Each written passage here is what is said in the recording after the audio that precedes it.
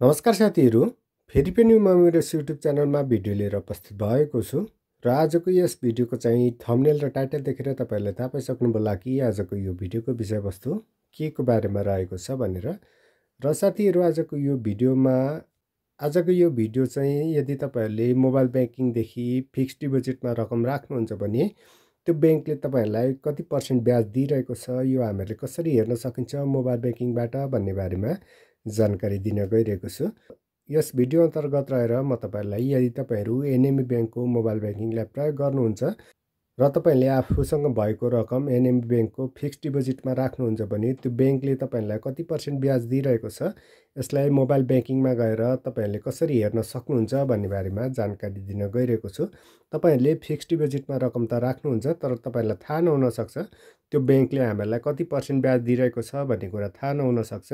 यदि तपाईँहरूसँग mobile banking छ, आफ्नो इएनएमबी मोबाइल ब्याङ्किङ छ भने त्यही मोबाइल ब्याङ्किङबाट पनि तपाईँले हेर्न सक्नुहुन्छ तपाईँले आफूले राखेको जुन फिक्स्ड डिपोजिट छ त्यसको ब्याज तपाईँले कति पर्सेन्ट प्राप्त गरिरहनु भएको छ भन्ने कुरा हेर्न सक्नुहुन्छ। र यसको लागि चाहिँ तपाईँहरूले ब्याङ्कदेखि मोबाइल ब्याङ्किङ लिएर त्यसलाई एक्टिभ गरेको हुनुपर्ने जरुरी छ।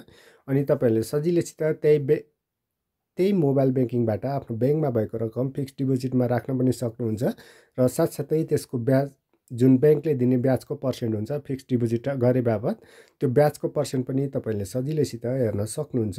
र साथीहरू, यदि तपाईँहरू पनि जान्न चाहनुहुन्छ कि आफ्नो एनएमबी ब्याङ्कमा जब तपाईँले फिक्स्ड डिपोजिट राख्नुहुन्छ तपाईँले फिक्स्ड डिपोजिटमा रकम राखे बापत आफूलाई एनएमबी ब्याङ्कले कति पर्सेन्ट ब्याज दिइरहेको छ, यसलाई मोबाइल ब्याङ्किङबाट कसरी हेर्ने भन्ने कुरा यदि जान्न चाहनुहुन्छ भने भिडियो स्किप नगरी अन्तिमसम्म हेर्नुहोस् र तपाईँलाई यो सम्पूर्ण जानकारी प्राप्त हुनेछ। र साथीहरू, यसको लागि ढिला नगरी आजको विषयवस्तुतर्फ लागौँ र त्यसको लागि तपाईँले आफ्नो एनएमबी ब्याङ्कको मोबाइल ब्याङ्किङ इएनएमबीलाई ओपन गर्नुहोस् र ओपन गरिसकेपछि तपाईँले लगइन पिन राखेर लगइन हुनुहोला र लगइन भइसकेपछि तपाईँहरू मोबाइल ब्याङ्किङको होम पेजमा आउनुहुनेछ र यहाँ तपाईँले थर्ड अप्सन देख्नुहुन्छ फिक्स्ड डिपोजिट भन्ने अप्सन, यहीँदेखि गएर पनि तपाईँले हेर्न सक्नुहुन्छ। अन्यथा तपाईँले अल सर्भिसेस भन्ने अप्सन देख्नुहुन्छ, यसमा क्लिक गर्नुहोस् र क्लिक गरिसकेपछि तपाईँले एकाउन्ट ओभरभ्यूतिर फिक्स्ड डिपोजिट भन्ने अप्सन देख्नुहुन्छ, यहीँदेखि पनि तपाईँले क्लिक गर्न सक्नुहुन्छ।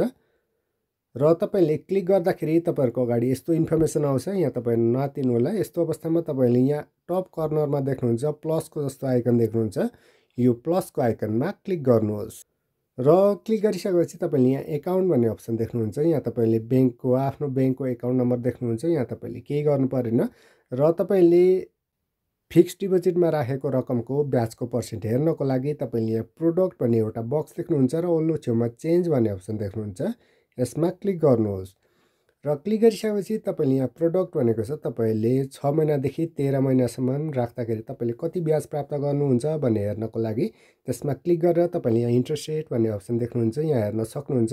त्यसै गरी तपाईँले फेरि चेन्ज भन्ने अप्सनमा गएर 13 महिनादेखि 2 वर्षसम्म राख्दा अलिक बेग्लै प्राप्त गर्न सक्नुहुन्छ ब्याजको पर्सेन्ट। त्यसै गरी चेन्जमा गएर तपाईँले कति समयसम्मको लागि फिक्स्ड डिपोजिट गर्ने हो, तपाईँले जति लामो समयको लागि फिक्स्ड डिपोजिट गर्नुहुन्छ त्यति नै धेरै ब्याजको पर्सेन्ट प्राप्त गर्न सक्नुहुन्छ।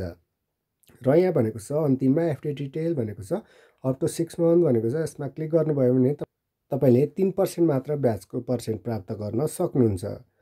र यसरी सजिलैसित तपाईँले आफ्नो मोबाइल ब्याङ्किङबाटै आफ्नो एनएमबी ब्याङ्कको मोबाइल ब्याङ्किङबाटै फिक्स्ड डिपोजिटमा रकम राख्न पनि सक्नुहुन्छ।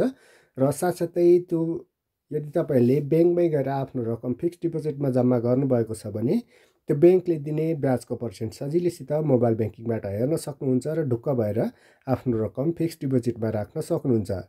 साथसाथै तपाईँहरूले आफ्नो फिक्स्ड डिपोजिट जति लामो समयको लागि ब्याङ्कमा राख्नुहुन्छ त्यति नै धेरै ब्याज तपाईँले प्राप्त गर्न सक्नुहुन्छ। र मिनिमम पनि तपाईँले एनएमबी ब्याङ्कमा फिक्स्ड डिपोजिट राख्दा चाहिँ 6 महिना राख्नुपर्ने हुन्छ। 6 महिनादेखि उँभो तपाईँले फिक्स्ड डिपोजिट गर्न सक्नुहुन्छ, 6 महिना अर्थात् 6 महिनाभन्दा उँभो, र त्यही अनुसार तपाईँले ब्याजको पर्सेन्ट पनि प्राप्त गर्न सक्नुहुन्छ। र यसरी तपाईँले आफ्नो मोबाइल ब्याङ्किङबाटै ब्याङ्कले दिने ब्याजको पर्सेन्ट सजिलैसित हेर्न सक्नुहुन्छ। र साथीहरू, आशा गर्दछु तपाईँहरूलाई आजको भिडियो इन्फर्मेटिभ भयो होला। यदि भिडियो इन्फर्मेटिभ लागेमा अवश्य लाइक गरेर सेयर गरिदिनुहोस् र यस्तै भिडियो हेर्नको लागि मेरो च्यानल सब्सक्राइब गरेर अल नोटिफिकेसन अन गरेर बस्नुहोस् ताकि मैले हालेको यस्तै भिडियोहरू तपाईँको नोटिफिकेसनमा सबभन्दा पहिला प्राप्त हुनेछ। र साथीहरू, अर्कोचोटि अर्को इन्फर्मेटिभ भिडियो ल्याउने बाचाका साथ आज तपाईँहरूबाट बिदा हुन चाहन्छु। हस्त धन्यवाद।